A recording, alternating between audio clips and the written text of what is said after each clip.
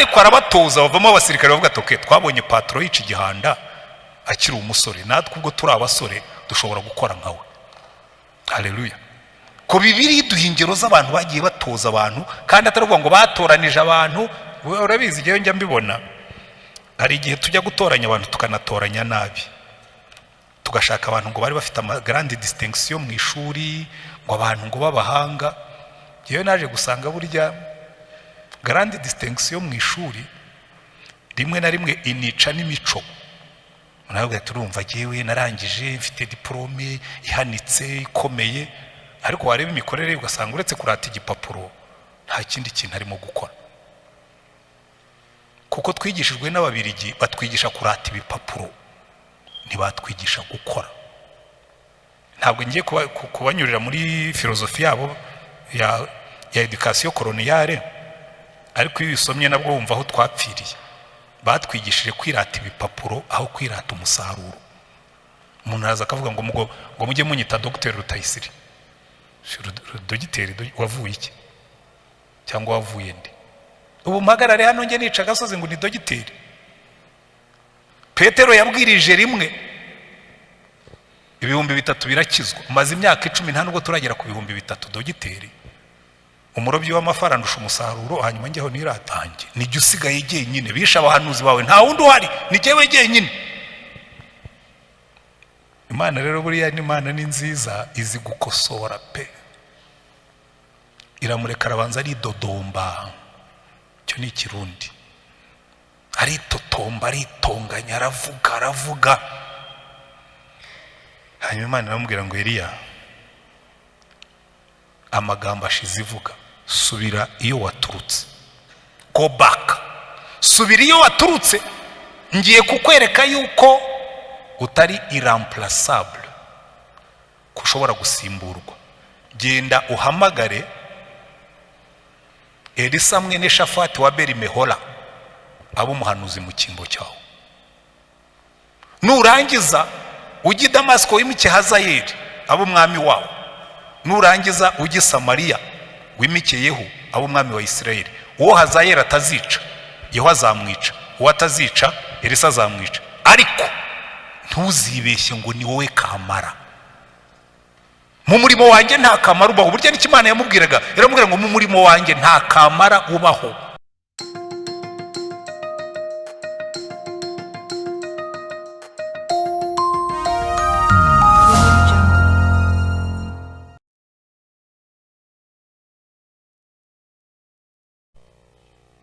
Narangiza atekereze no ku bandi bamukikije, hanyuma duhuze umutima, dusengerane kuko njya mbibutsa kenshi, iyo tuje imbere y'Imana ugomba kugira ikintu havana. Ntuzaze imbere y'Imana ngo utahe uko waje. Ntuzaze imbere y'Imana urwaye ngo have ntacyo biyibwiyeho. Ntuzaze imbere y'Imana ufite ikibazo kikugoye ngo have utakituye. Ntuzaze imbere y'Imana wibuka yuko umuturanyi wawe, umuvandimwe wawe, inshuti yawe ufite ibintu bimuruhije ngo have nta kintu bivuzeho. Kandi n'uwo muntu kwicaye iruhande nubwo tutakegerana cyane, ariko buriya ashobora kuba nawe yaje yikoreye umuzigo. Nyakunda kubabwira, burya Satani akora nka konvoyeri.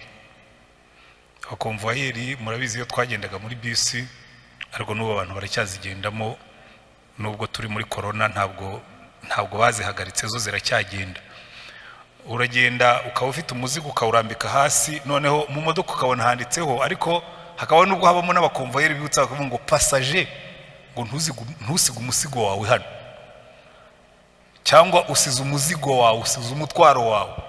Rero imbere y'Imana ho yirakubwira ngo ahubwo nuza n'umutwaro ujye uwunsigira. Imana irakubwira ngo nuze imbere yanjye ufite imitwaro, mwese abarushye n'abaremereye muze mu nsange ndabaruhura. Niko Yesu yavuze. Siga umutwaro wawe, ibyo waje wikoreye, bikuruhije, bikuvunnye, bikugoye, ibikunaniye byose bibwira Imana. Iyoroshye, iyuremerewe, bibwire Yesu bibwire Yesu niwe inshuti ihebuje, nta ninde wabona imeze nkawe, byose ubimuganyire.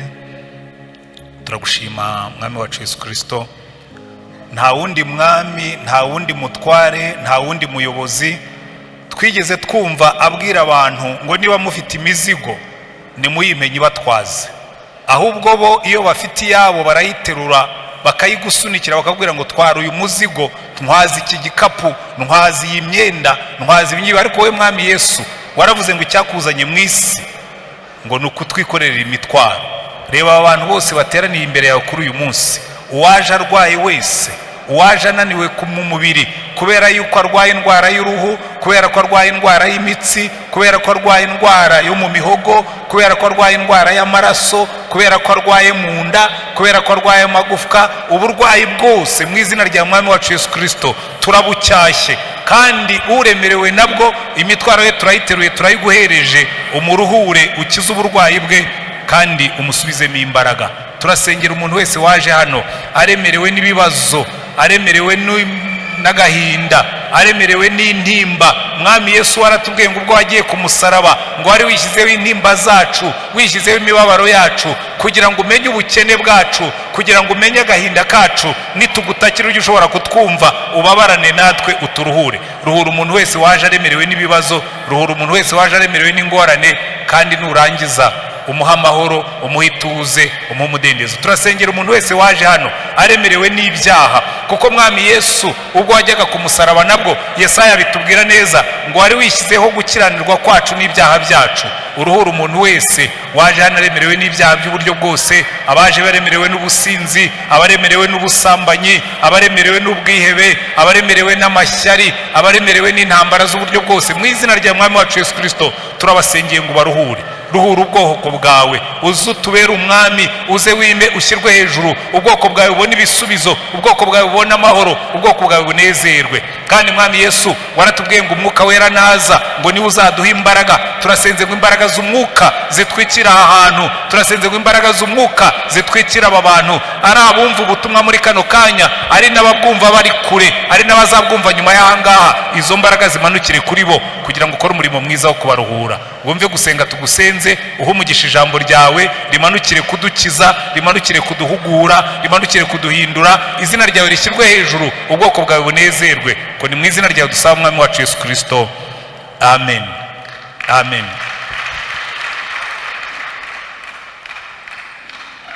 Mwaramutse mwese.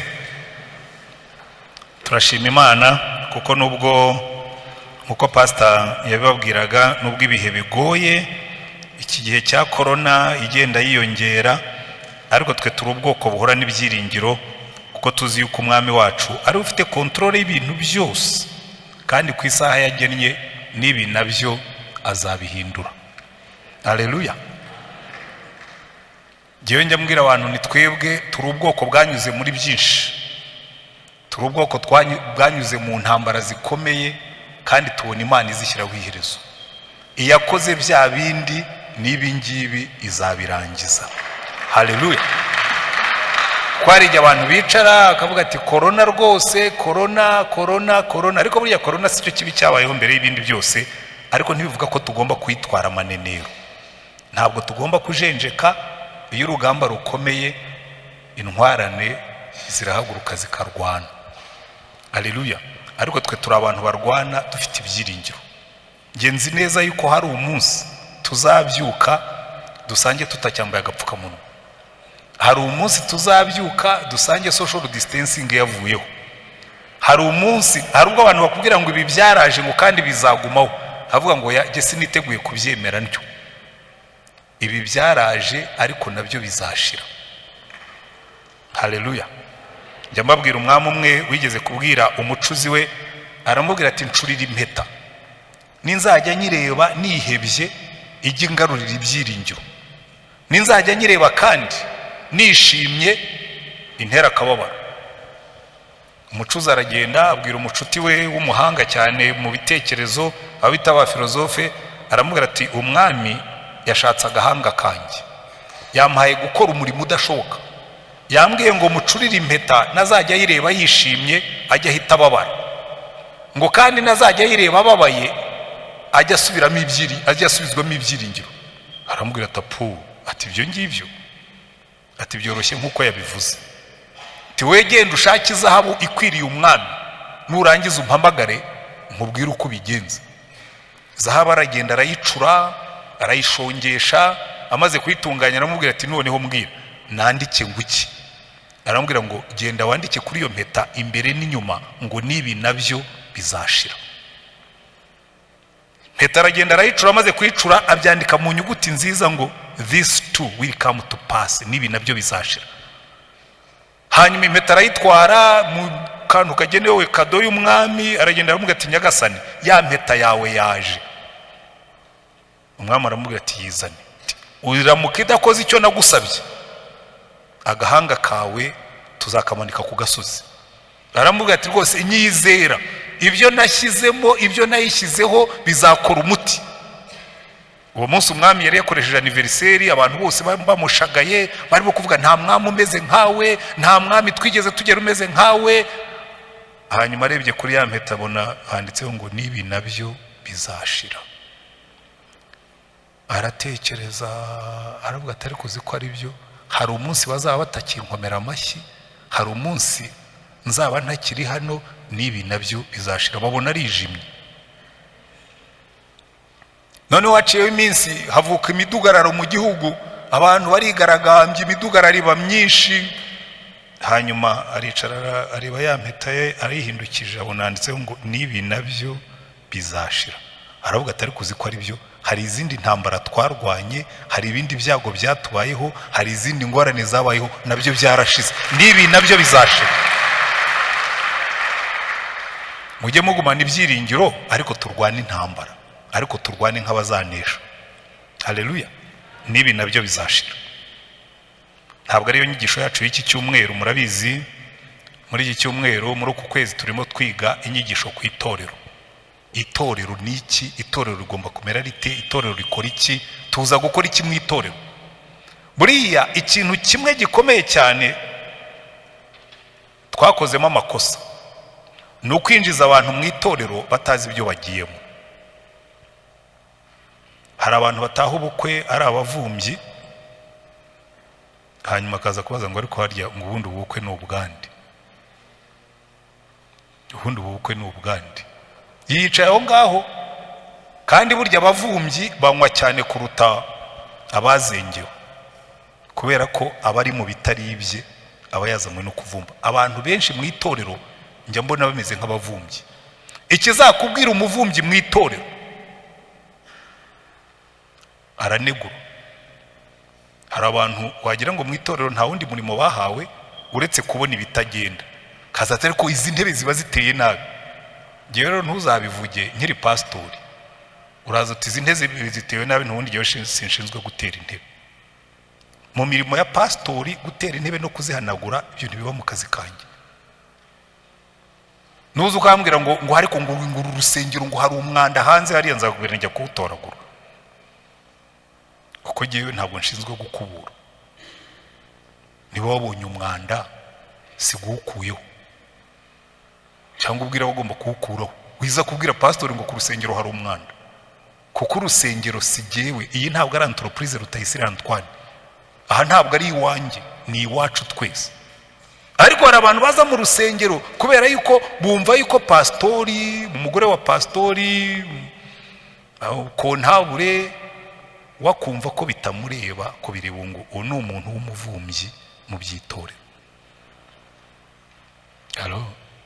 murimo murankurikira? rero uku kwezi tukumaze turimo kwiga itorero ni kuri iki.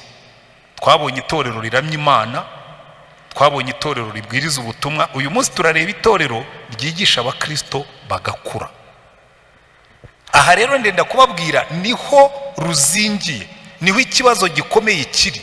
itorero ryigisha abakristo bagakura. abakristo benshi dufite mugaruke hahandi mu Efeso ibice 4 niho turi bwige duhereye, ariko na hariya mu bami turaza kuhagaruka kandi turareba n'ibindi bice byinshi byo muri Bibiliya kandi tugerageze kwihuta. Mu Efeso ibice 4 muhabumbure. Abakristo benshi iyo witegereje neza, ariko ikosa si iryabo. Icyambere ntibazi umukristo ukuze ukwasa. Buriya rero ntuzagira ibyago ngo bagutume gushaka ikintu utazi uko gisa. Njya mbabwira hano umupfumu, ariko ni inkuru nasomye ahantu muri Amerika y'Amajyepfo, ngo umuntu yagiye kwivuza aramubwira ati kugira ngo nkukorere umuti uzakuvura iyi ndwara yawe, genda unzanire inyoni yitwa shiropratata. Shiropratata. Hanyuma aragenda ajya mu ishyamba abwira abandi bahigera, avuga ati umva rero ndashaka inyoni yitwa shiropratata. Noneho baramubwira ati se iyo nyoni ko twumva tutayizi, isiti, amababa yayo asati, ibara ryayo ni irihe? Shiropratata ushaka isiti. Aramubwira ati rero umuntu wantumye shiropratata ntiyambwiye uko isa. Noneho baramubwira ati se we arabizi uko shiropratata isa? Arabwira ati ashobora kuba nawe atabizi, yantumye inyoni gusa ya shiropratata. Baramubwira ati rero ibyo biroroshye cyane, reka tukwereke uko tubigenza. Reka dushake inyoni itamenyerewe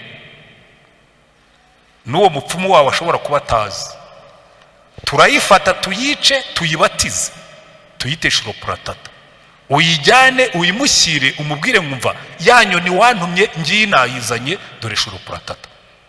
Ikibazo cyawe kiraba gikemutse. Buriya rero ikibazo natwe dufite, twarafashe abantu bose turabakusanya tubita abakristo, ariko niwitegereza neza nkuko turi bubereye uno munsi, ntabwo ibyo Yesu yadutumye ari byo twazanye. Kuko Yesu we ntabwo yakoze nk'uwo mupfumu. Yarabanje abwira abigishwa be, arababwira ngo mugende mu mahanga yose mubahindura abigishwa banjye. Murimo murankurikira? Anababwira abigishwa be uko bazaba bameze n'ikizabaranga. Twebwe rero ikibazo dufite uno munsi, twibwiye ko Yesu yakoze nk'uwo mupfumu wa shiropratata. Turagenda dufata inyoni zose turazibatiza, tuzita abakristo kandi atari bo. Ku buryo hari igihe dushobora kuzatunguka imbere ya Yesu akavuga toya abona gutumye saba ngabo. Ntabwo aba bantu ufite ari bo nagutumye, kuko bo nagutumye bafite uko basa, bafite uko bagenda, bafite uko bitwara, bafite uko bakora. Ibi rero erega buriya ni ikintu gikomeye cyane. Reka ariko tuze tubisobanukirwe. Uyu munsi ndagira ngo tubanze turebe icyambere itorero rirera abakristo bagakura rirangwa n'iki. Icya kabiri turaza kureba umukristo ukuze asati. Ese wowe urakuze cyangwa uri ikibebe kibyibushye? Kubera ko hari igihe twigeze kugira ikibazo, abantu ntabwo ari twebwe hano mu itorero, abantu baratangira birara mu byana bibyibushye. Noneho ntibamenya ko leta yashyizeho itegeko yuko usambanije umwana utagejeje ku myaka 18, niyo wamuha amafaranga, niyo mwaba mwabyumvikanyeho, urabihanirwa. Noneho rero umuntu umwe aragenda abona igikobwa cyiza kibyibushye, baramutereta barasambanya, bamushyira mu rubanza ngo ugenda abonaga ari mukuru. Baramubwira ngo ntabwo ari ikibazo cy'uko wabonaga ameze, ni ikibazo cy'uwo ari we. Uyu ni umwana, nubwo abyibushye ntakuze. Barabihanirwa da. Abantu benshi rero dushobora kubona umuntu abyibushye, Imana ikabwira ati ariko uyu nguyu nubwo abyibushye ntakuze, nawe ntabwo ageze ku kigero na gutumye. Wamufashe nk'aho akuze ariko yari umwana. Hari abantu benshi twambaye amakanzu tudakuze, ukatubona twambaye ikanzu ukavuga uti buriya ubwo yambaye ikanzu agomba kuba akuze, wagera iruhande rwe ugasanga yambaye ranje. Burya wa musaza anywesha bibero kandi yambaye ranje? Ni bebe wambaye ikanzu kuko ntiyakuze. Umurimo w'itorero rero twagombaga gukora ni ukurera abakristo bagakura bakagera ku kigero Yesu yategetse. Umva uko batubwira hariya mu Befeso, baravuga ngo nuko ashyiraho bamwe, aha bamwe kuba intumwa ze, n'abandi kuba abahanuzi, n'abandi kuba ababwiriza butumwa bwiza, n'abandi kuba bungeri n'abigisha, kugira ngo abera batunganirizwe rwose gukora umurimo wo kugabura iby'Imana. Urumva, ubundi twebwe umupasitori utabizi neza muzumva ndetse aka kantu kitwa gatuti muri Anglikani, pulpiti mu Cyongereza. Hari igihe uzumva umuntu akubwira ngo aka gatuti ni akanjye, ngo ushaka aka gatuti agomba kubimbaza, aka gatuti ni akanjye. Imana ikakubwira ngo no, ako gatuti ntabwo ari akawe, ahubwo ako gatuti ugomba kugahagararaho urimo gutegura abazakakuvanaho. Kuko hano batubwiye ngo umurimo, ngo Imana yashyizeho intumwa, ishyiraho abahanuzi, ishyiraho ababwiriza butumwa bwiza, ishyiraho abungeri, ishyiraho n'abigisha, ngo kugira ngo abera mutunganirizwe kugabura iby'Imana. Kugira ngo abera mutunganirizwe guhagarara hano mugakora umurimo w'Imana. None twebwe twarabihinduye, twakoze uruforina dushyiramo za beriso nyinshi arizo zitwa intebe zo mu rusengero, duhagarara hano turabaririmbira tubabyinirira, ninde undirije umwana ntimwakura.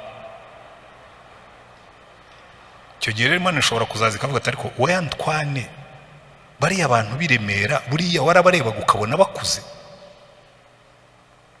wahagaraga hariya mu gatuti bakagukomera amashyi. Rega abana bose iyo babonye umubyeyi bakoma amashyi, mama araje, papa araje, papa azanye bombo, buriya mama azanye amata. Imana ikavuga ngo ntabwo ari icyo nagutumye, sinagutumye kubyinirira abantu banjye, si mama dede, ntabwo nagutumye kuririmbira abana banjye ninde undirije umwana, nagutumye kubarera bagakura bakankorera umurimo. Mubona buri munsi turimo kubyinira abantu, ariko mwadushakiye abantu bigisha Sunday school kubera ko twakoze umurimo nabi. Twagombaga kuba twarabigije kuva ukibatizwa ukamenya yuko ubatirijwe kujya gukora umurimo w'Imana. Iyo umusirikare bamwambitse uniform bamuhereza imbunda, akabazi yuko agiye ku kazi ka gisirikare kurinda igihugu, intambara nirota azajya kurwana. Ariko twebwe urugamba rurakomera, dufite abantu buzuye urusengero tukabura abandika abantu ku muryango, kandi mwese muzi gusoma, ntimuhora mubyumva, ariko mwaje mukadufasha twinjiza abantu. No kwinjiza abantu ukandika mu ikaye amazina y'abantu tukagomba kubyinirira, ninde undirije umwana. Abantu buzuye urusengero habuze n'uwandika abantu, kandi mwese muzi gusoma. Ninde wakwigisha Sunday school? Abantu buzuye urusengero, harimo n'abarimu bigisha na za university. Oya, ntabwo giye rwose najya kwigisha abana, ko wirirwa wigisha abo muri primaire, kuzi kwigisha ba segonderi. Uzi impamvu byapfiriye muri uyu murongo ngo ishyiraho bamwe ngo babe intumwa, abandi baba abahanuzi, abandi baba ababwiriza butumwa bwiza, abandi baba pastori, abandi baba bigisha, kugira ngo batunganye abera bajye gukora umurimo w'Imana. Twebwe twabashyize muri beriso turababyinirira, ntimwakura. Tubura abakozi kandi urusengero rwuzuye abantu kuko murabyibushye, ntimwakuze. Mumbabarire kubibabwira, ariko ndabibabwira nanjye nsaba imbabazi, mutubabarire ko twabateruye nabi.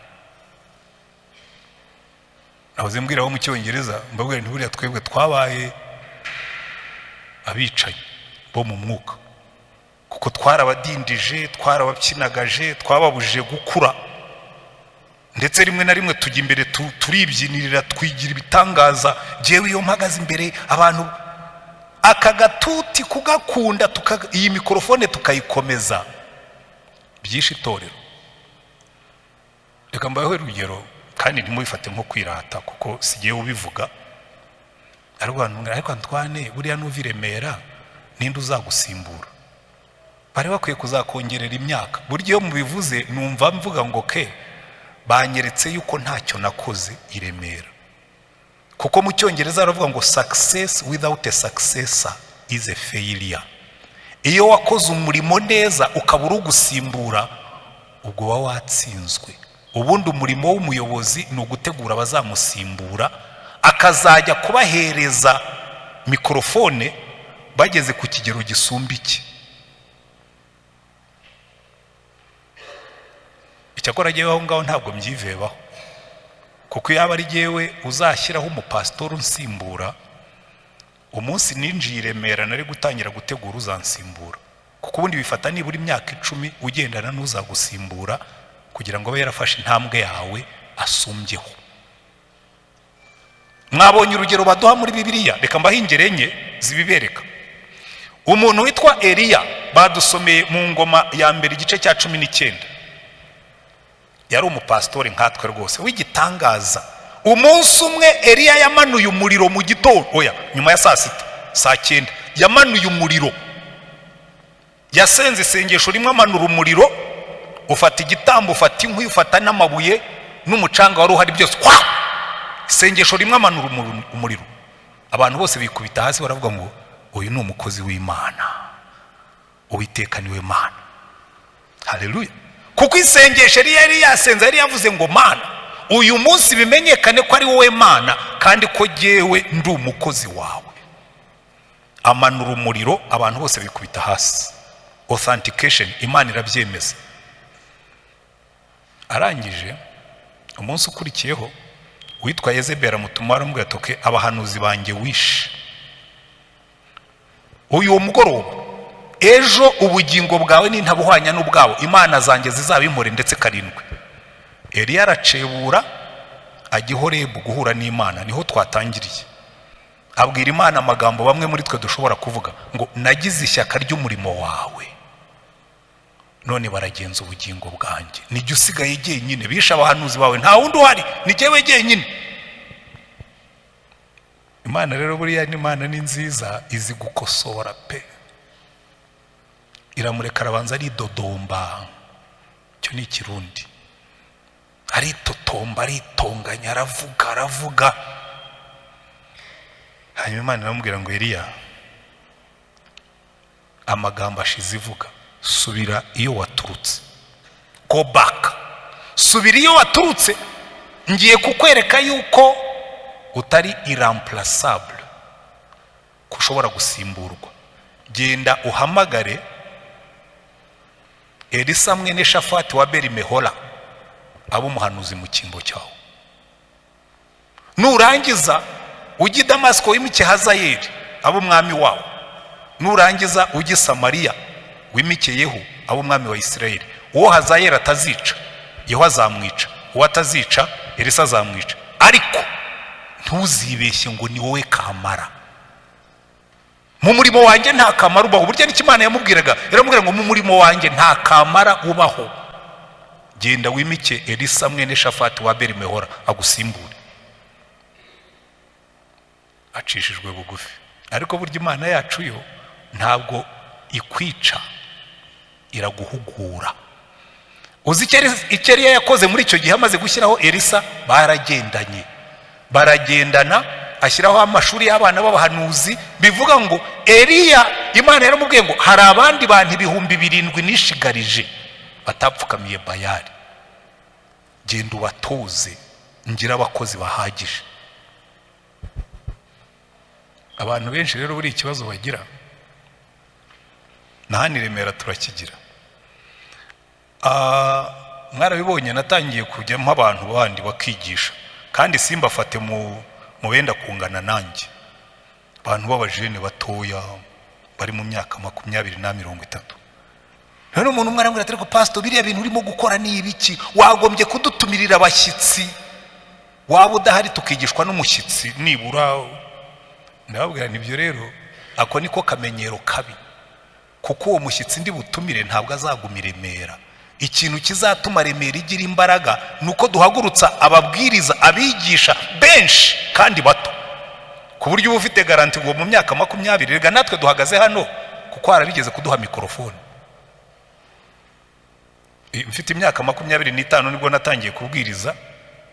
Iyo batampa mikrofone mu nsengero zitandukanye, iyo abandi batubanjirije nka ba Billy Graham batampa mikrofone ngo nge za Amsterdam kubwiriza mu biterane by'abantu bakomeye, simba ndi kuri iki kigero.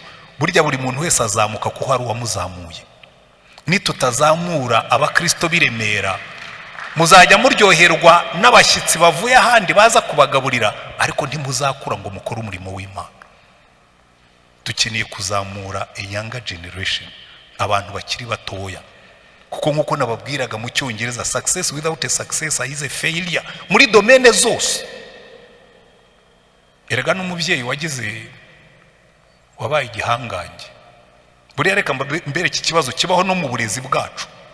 Umubyeyi warushye nkanjye akarerwa n'umubyeyi warushye nka mama watureze ari umupfakazi afite imyaka 25 tugakura, akenshi akora ikosa rikomeye benshi murimo gukora muri uyu mujyi.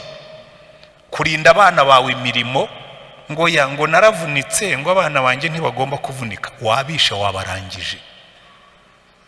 Uyu mwana utarigeze aterura ijerikani, uyu mwana ureba televiziyo agakina PlayStation kuva mu gitondo kugeza nimugoroba, ntabwo azahangana n'ubuzima bw'ejo ngo abuvemo. Niyo mpamvu ubona ababyeyi benshi bavunitse babyara abana bazarya ibyo bakoreye, hanyuma barangiza bakabimbwa.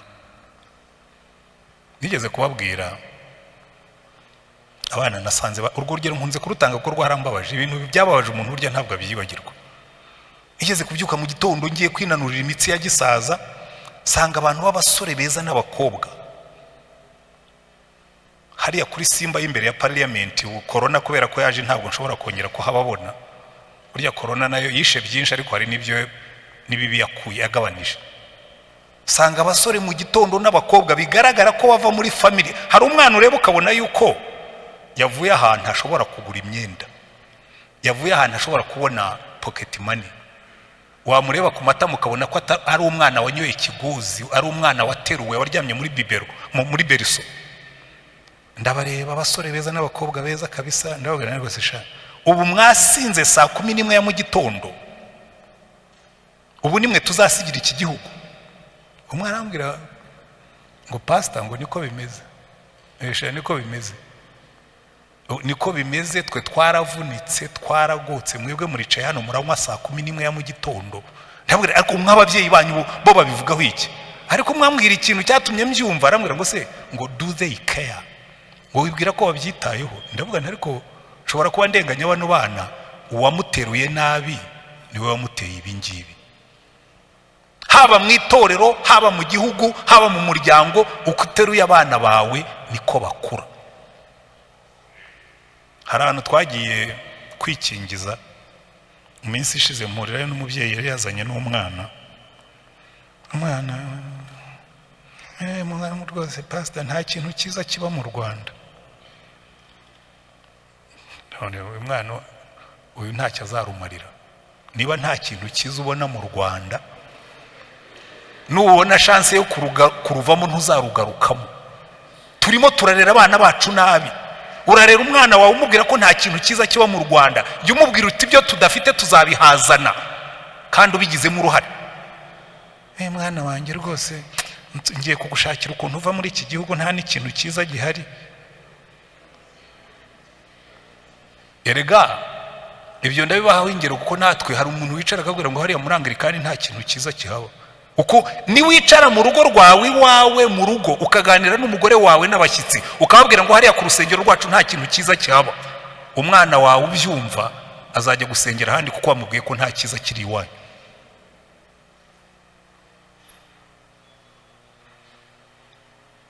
ese ko nta kintu cyiza gihari urimo urahazana iki? Aha rero mureke mbasaba imbabazi, twarabahemukiye, twabatoje nabi, twaraje tujya imbere turiyatsa, rimwe na rimwe ntitunake, turiyatsa ariko rimwe na rimwe ukabona nta muriro kabisa, turikunda. Reka mbereke ingero, nibyo nari ntagiye kubabwira. Eliya yaragiye afata Elisa aramutoza, agiye kugenda mu ijuru aramubwira ati Elisa ngwino tujyane, ngiye i Beteli gusezera ku bana b'abahanuzi. Bageze aramubwira ati sigara hano, aramubwira ati nsigare ku ishuri ry'i Beteli kandi hari n'iryi Yeriko, ati turajyana.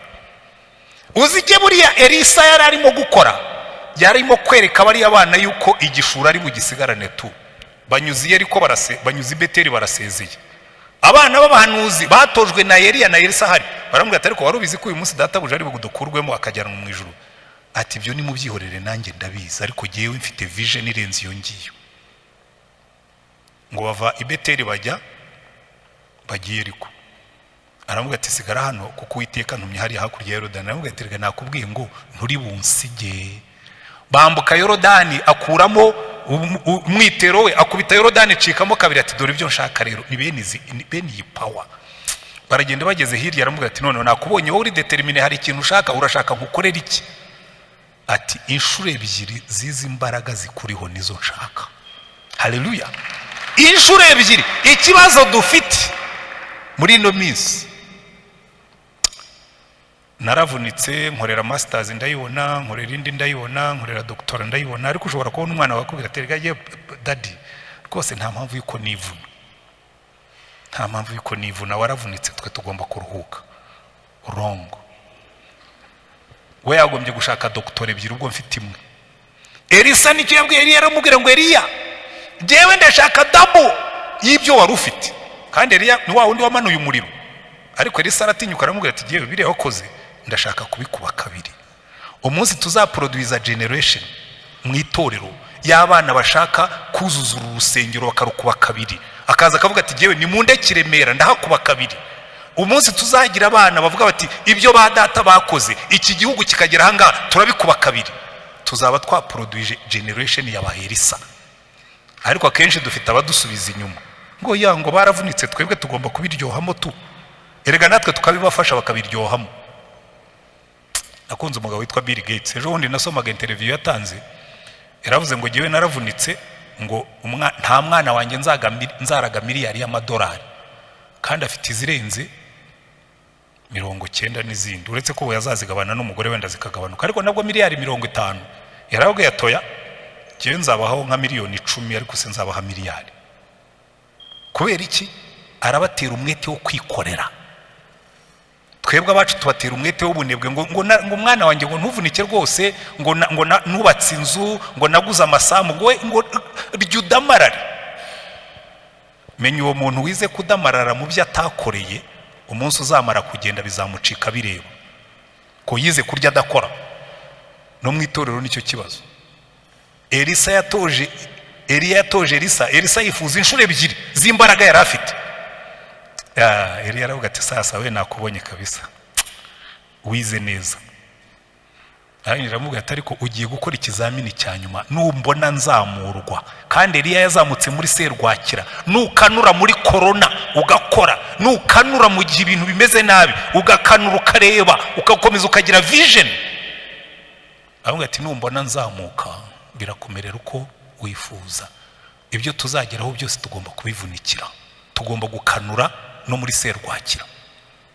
Igisha abana bawe gukanura no muri serwakira.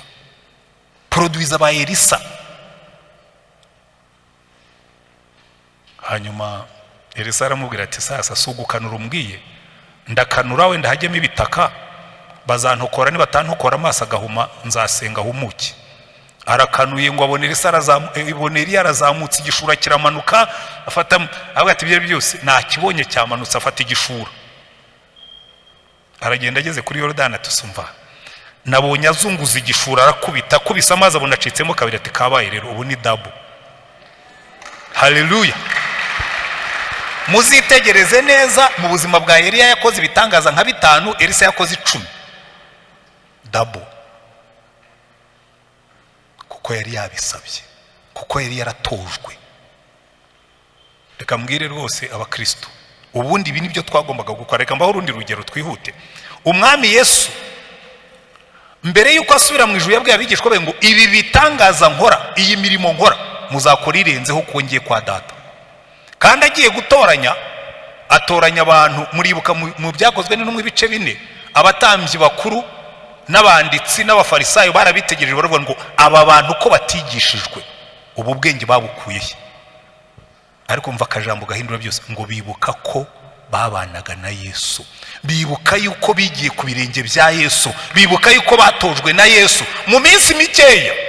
Igice cya 5, igice cya 6 baratubwira ngo n'abatambyi benshi baravuga tumva uru rusengero duhoramo dutamba ibitambo nta mpinduka tuzana mu buzima, ngo barahindura basanga abigishwa ba Yesu. Haleluya. Hari igihe twicara mu bintu tukajyaho tukabyinirira ibintu by'imihango n'imiziririzo n'ikinkagano ya zabari usanga igihe kinini iyo utakurikiye ibyo Yesu yagutumye gukurikira, ukurikira imihango hanyuma ugakora frigo, abantu bakicara hano bakaba basesenguzi, bakakubwira ukuntu serimo yari imeze nabi, bakakubwira ukuntu pastori yabakonjesheje, bakakubwira ukuntu urusengero rutadekoye neza, bakakubwira ukuntu urusengero rutagira amarangi, bakakubwira ukuntu ibyuma by'iremera bivuga nabi, bakakubwira ukuntu twishobora nshimye yuko wabonye ko bivuga nabi, wabikozeho iki ngo bihinduke? Ese watanzemo uwuhe musanzu uzatuma bihinduka? Nakunze amagambo umuperezida wa Leta Zunze Ubumwe za Amerika yigeze kuvuga, uwitwa Kennedy. Yaravuze ngo don't ask what the country will do for you, ask what you will do for the country. Ngo ntukabaze iki gihugu kizagukorera, ahubwo ujye wibaza icyo uzakimarira. Kuko abantu benshi usanga buri gihe hariya hanze niko bavuga imihanda ya hano imeze nabi, kandi ubwo ntatanga imisoro. Uwo witotombera imihanda, iyo bigeze ku musoro, iyo bavuze umusoro, aba muri babandi bitotombera ko umusoro hari. Ndabeshya? Ntiwatanze umusoro ariko urashaka umuhanda mwiza. Iyo tuvuze icya 10 ntacyo utanga ariko urashaka ibyuma bivuga neza.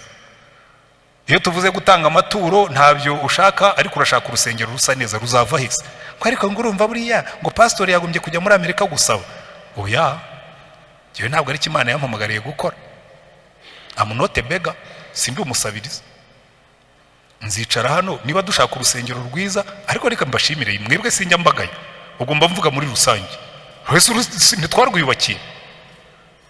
Iyi professor ntitwayishyizeho amadazi biyakije, abandi tukongeramo bigakoreka. Parking yacu se y'uburyohe, sifadazi yateranije amafaranga tukayikora. Icyo ni cyo kwereka abantu batangiye gukura, ibikorwa bakabigira ibyabo. Hano iremera giye ntabwo buri yo mvuga kuriya, ntabwo ari mwebwe mba mvuga. Mere nka Semuhanuka. Semuhanuka yahuye n'abagore aravuga ati mwese muri babi uretse umwe. Aragenda ahura n'umugore umwe aravuga ati Semuhanuka, ubonye ngo dutuke uvuge ko twese turi babi. Aravuga ati sinababwiye ko ari uretse umwe, ni wowe navugaga.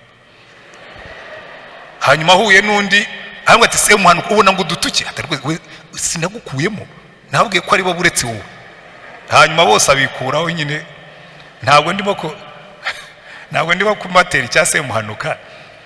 Ariko tugomba no kwishimira yuko hari ibyo twakoze, ariko ndabatera umwete ko hari n'ibindi tugomba gukora. Amen. Kuko rwose hari ibyo twakoze, hari n'ibyo tugomba gukora. Reka mbaho urundi rugero rumwe hanyuma tujye ku biranga umukristo ukuze. Hari umuntu nkunda cyane muri Bibiliya.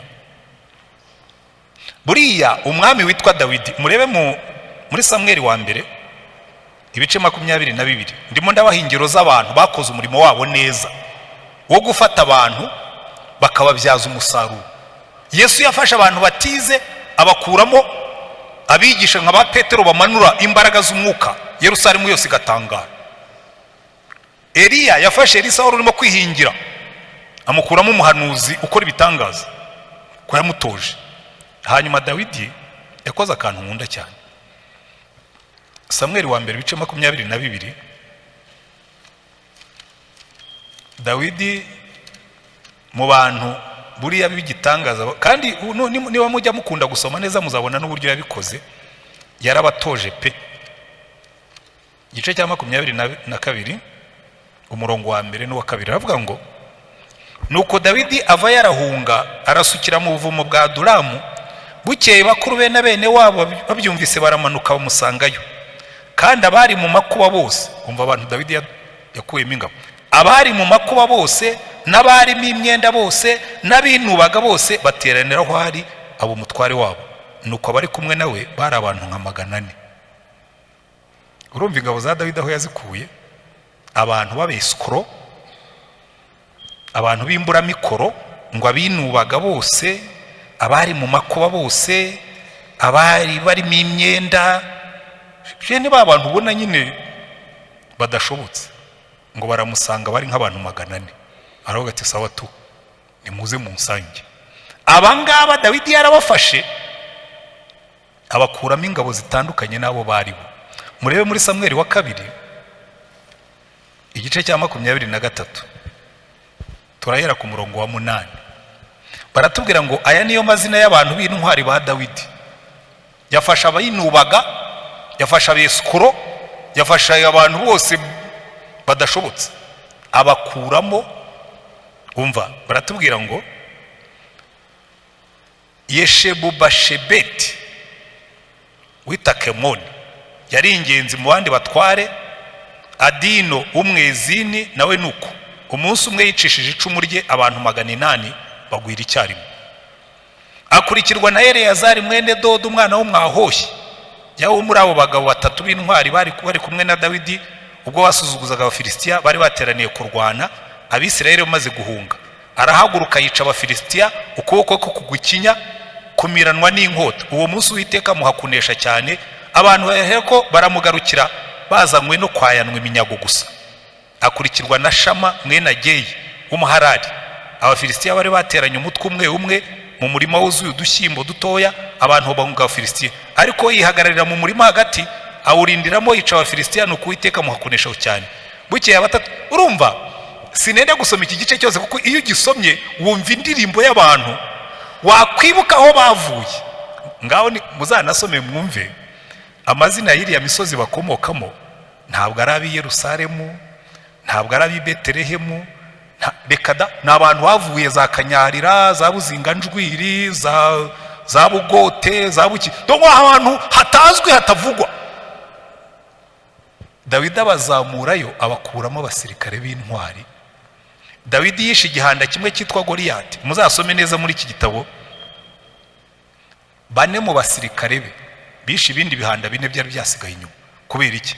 Iyo ufite umuyobozi wishe igihanda, hoterwa nabonye boss yica igihanda, buriya nanjye nshobora kukigerageza. Kandi abangaba bari batoya kuri Dawidi, kubera ko uwari umukuru w'ingabo ze uwitwa Yowabu yari umuhungu wa mushiki we muto. Zeruya yari mushiki wa Dawidi, kuko Dawidi niwe wari umuhererezi, ariko Zeruya nawe yari muri abo ngabo batoya biwabo. Bikubwira ngo Abishayi yari mutoya kuri Dawidi we na Yowabu, ariko arabatoza bavamo abasirikare bavuga ati twabonye patro yica igihanda akiri umusore, natwe ubwo turi abasore dushobora gukora nkawe. Haleluya. Ko Bibiri duha ingero z'abantu bagiye batoza abantu, kandi ataravuga ngo batoranije abantu.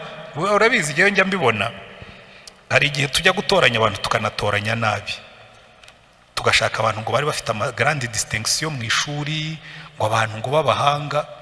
Yewe naje gusanga burya grande distinction mu ishuri rimwe na rimwe inica n'imico. Nawe turumva jewe narangije mfite diplome ihanitse ikomeye, ariko wareba imikorere ugasanga uretse kurata igipapuro nta kindi kintu arimo gukora. Kuko twigishijwe n'Ababirigi batwigisha kurata ibipapuro, ntibatwigisha gukora. Ntabwo ngiye kubanyurira muri filozofi yabo ya education coloniale, ariko iyo usomye nabwo wumva aho twapfiriye. Batwigishije kwirata ibipapuro aho kwirata umusaruro. umuntu araza akavuga ngo mujye munyita Dr. Rutayisir. Dogiteri wavuye iki cyangwa wavuye ndi? Ubu mpagarare hano nge nica agasozi ngo ni dogiteri. Petero yabwirije rimwe 3,000 birakizwa. Maze imyaka 10 nta nubwo turagera ku 3,000 dogiteri. Umurobyi w'amafaranga ndusha umusaruro, hanyuma njyeho nirate. Nzajya mbihisha ahubwo ko nyifite. Umurobyi w'amafi yandushije umusaruro, hanyuma njyeho mbure gushakisha izo mbaraga Petero yari afite. Njye mbwira abantu ngo mfite igipapuro, njyewe ndashaka za mbaraga. Nunansengera ndashaka za mbaraga zabwirije ubutumwa umunsi umwe 3,000 bigakizwa, kuko mbwirije rimwe 3,000 bigakizwa. Uru rusengero rwawe rwasagutse abantu, ariko tumaranye imyaka 10. Si 10 tumaze hano, maze 10. Mu kwezi kwa 4 narayujuje.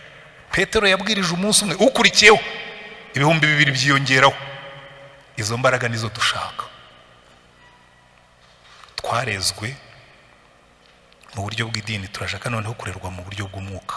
Ni iki kiranga umukristo ukuze? Ngana ku kurangiza. Icya mbere, Yesu yatubwiye abigishwa uko bazasa. Inshuro nyinshi abigarukaho. Ingingo ya mbere avuga ngo birahagije yuko umwigishwa asa n'umwigisha.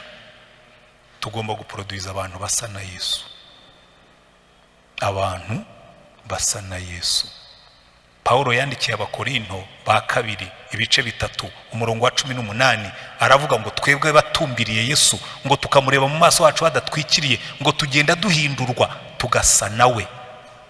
Haleluya.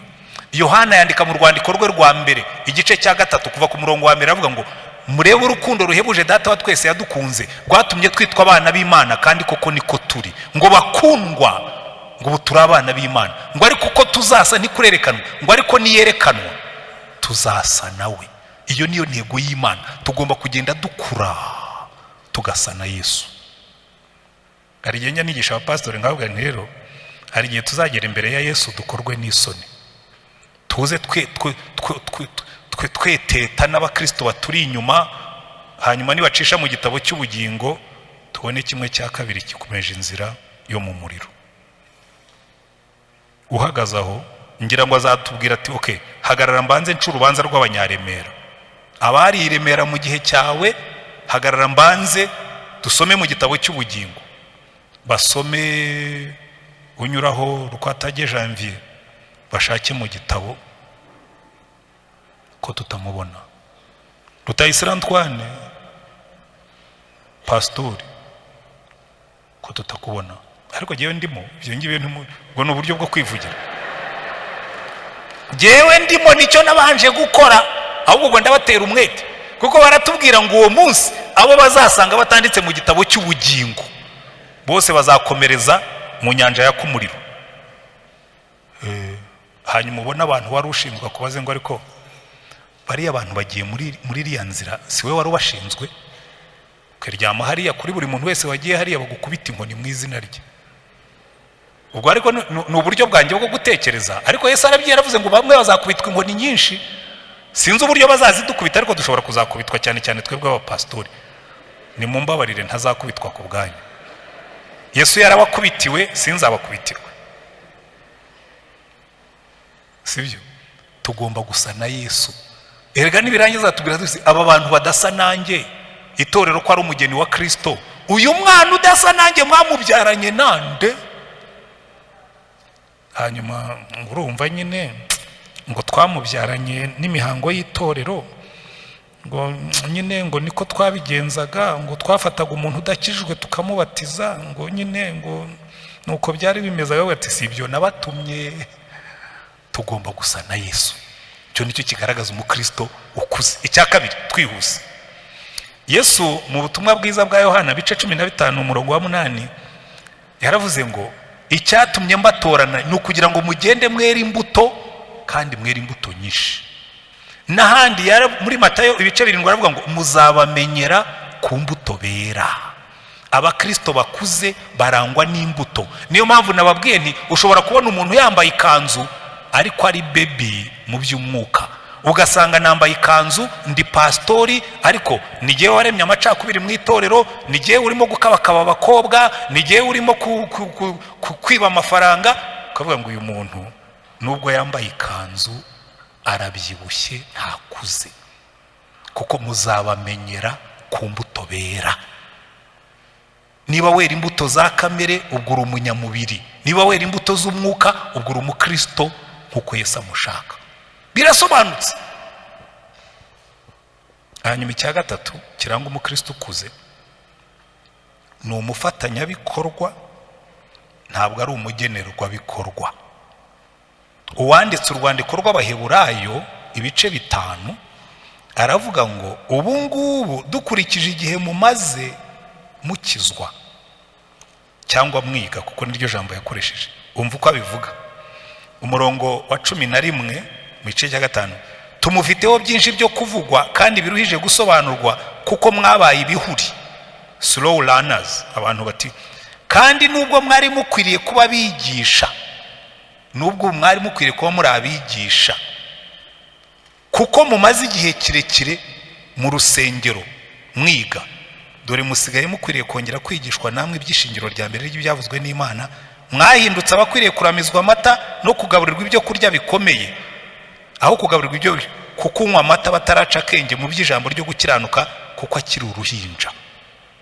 Urumva aravuga ati nkurikije igihe mumaze, mwagombye kuba ubu ngubu mutanga umusaruro, muri abafatanyabikorwa aho kuba abagenerwabikorwa.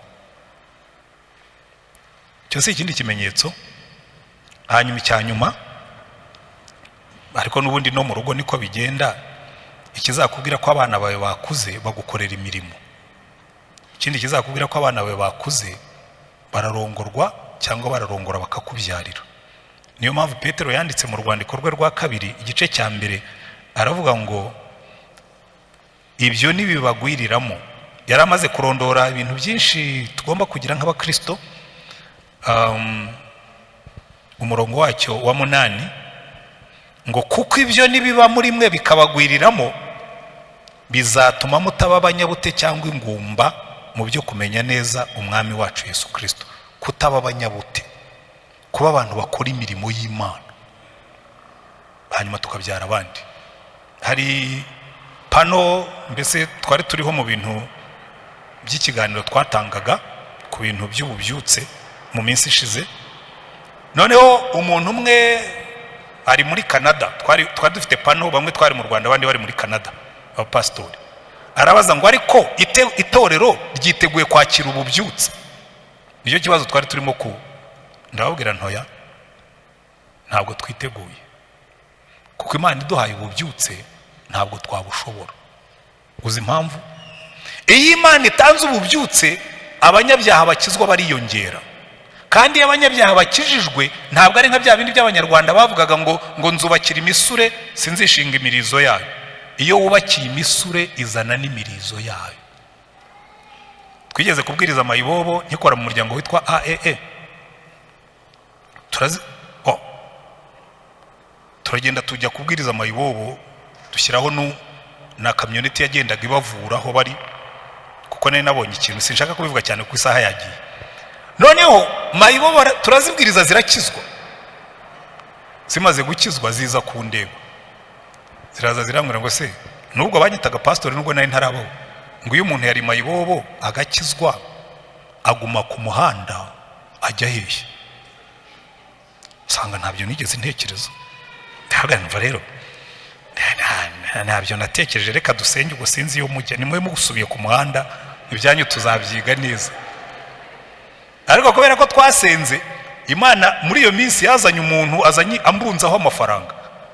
Urabizi burya abazungu bakunda kudupima, ntitumenye ko barimo no kudupima. Araza arambwira ngo ariko ngo umuntu aguhaye miliyoni y'amadolari wayikoresha iki? Ntigewe nayibona se? Ndatimbwira gusa umuntu ayiguhaye wayikoresha iki? Nteka mubwire. Nagize ikibazo, nigeze gusanga mayibobo zikurura indi mayibobo yapfuye, bintera gahinda. Dushyiraho umurimo wo kujya kuvura za mayibobo ku muhanda no kuzibwiriza, zirakizwa. Ejo bundi ziza zigeze ku 10 zije kumbaza aho zijya, kuko zakijijwe ari mayibobo. Ndamwe nakubaka ikigo cya mayibobo, nkazishyiramo, hakita Center for Champions, tukazigisha. Muzajya Rwamagana muzayibona imbere ya Vega, Center for Champions. Iyi Imana iguhaye ibintu, iguha n'imbaraga zo kubikora. Ariko reka mbabwire, mpere kuri mwebwe hano, twebwe hano twabwirije abantu hano hakurya muri koridoro 60 muzababona baza guteranira hano kuwa mbere.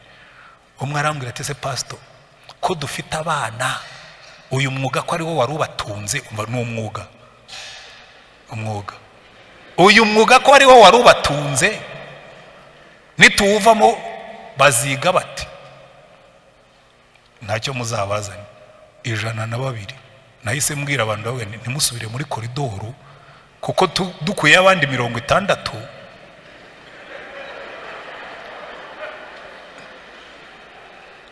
Ariko suko tutashobora kubikora, nuko hano tutakuze, ntabwo twigishijwe gukorera Imana. Reka mbabwire impamvu hano dufite abakristo barenze 1,100, abatanga icya-10 ntabwo bagera kuri 200. Tugitanze twese n'umujyi wose, umva, umujyi wose niyo wakizwa twese dutanga icya-10, abana babo bose twashobora kubarera, tukabitaho, tukabagaburira, tukabakorera imyuga. Ariko kubera ko twebwe tuba turi mu mpaka, ariko ngo biriya bintu ngo by'ibya-10, reka mbabwire, icyo cyo reka nkivugeho ari nacyo nsorezaho. Imirimo, ikizakubwira umukristo ukuze akora imirimo atajya impaka. Iri jambo ntirigibwaho impaka, rirumvirwa.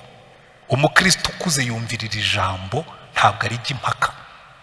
Ubwira abantu ngo yango biriya, ngo twebwe ngo ubwo se ngo wabona amafaranga menshi ukayatangaho icya-10, ngo dayeri ngo nta nubwo itorero ryabona icyo riyakoresha, ngo ni abantu bakugira mu bintu by'impaka, bikwereka ngo ntabwo bakuze, ntibaza abo bagomba kubabo. Ubundi umwana ukuze yumvira utanamubwiye. Iri jambo niryo ridutunga. Tuzakora dute ngo tube bakuru? Icyambere, Pawulo yandikiye Abakolosayi arabwira ngo mushorere imizi muri Yesu. Mushorere imizi muri Yesu, nimurangiza mukurire muri we. Kandi icyo atugaburirisha iri jambo, akatwuzuza umwuka, tukajya hanze tukera imbuto, tukamuhamya nk'abakristo bakuze. None mwene data, witeguye gukura? Witeguye kuva muri beriso wagiye mukumva hari comfortable, hameze neza, hashyushye, hasusurutse? Witeguye gusohoka muri beriso ukaba umukristo ushoreye imizi muri Yesu, wumvira ijambo ry'Imana, ugakora ibyo rivuga, ugakora umurimo w'Imana, ukayihesha icyubahiro, ukabyara abandi bakristo, Imana ikanezerwa. Imana ibaha umugisha. Kadusenge Imana. Ariko niba wumva Imana yakoze ku mutima wawe uyu munsi, zamura ikiganza huru ubwira Imana ngo Mana, ndashaka kuva ahangaha nkakura, ndashaka gukora, ndashaka gushorera imizi muri Yesu, nkakura nk'umwana w'Imana, nkakora kandi nkabyara abandi. Dusenge. Mukiza numvise ijwi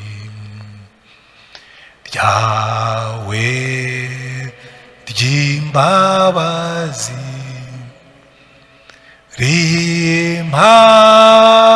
rimpamagara ngo nozwe n'amaraso yawe. Nditabye Yesu, ndaje mukiza, amaraso wavuye anyoza.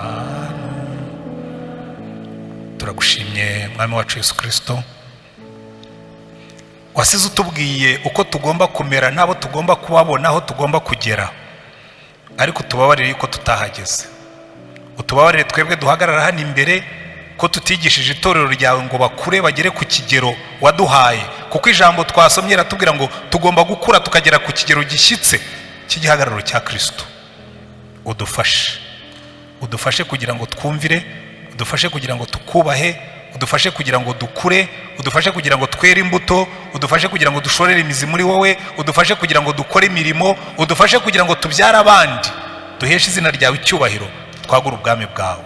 Urebe ibiganza byose bizamutse imbere yawe. Turashaka gukura, turashaka kuva muri comfort zone, turashaka kuva muri beriso, tukigenza, tugakora, tukabwiriza ubutumwa, tukazamuka, tukaguka, tukahesha izina ryawe icyubahiro. Urambura ikiganza cyawe, udufate, udukomeze, utwambike imbaraga z'umwuka kugira ngo dusohoze imigambi yawe. Uhabwe icyubahiro, ubwoko bwawe duhabwe umugisha. Mu izina ryawe dusaba Umwami wacu Yesu Kristo. Amen. Bane bahe umugisha.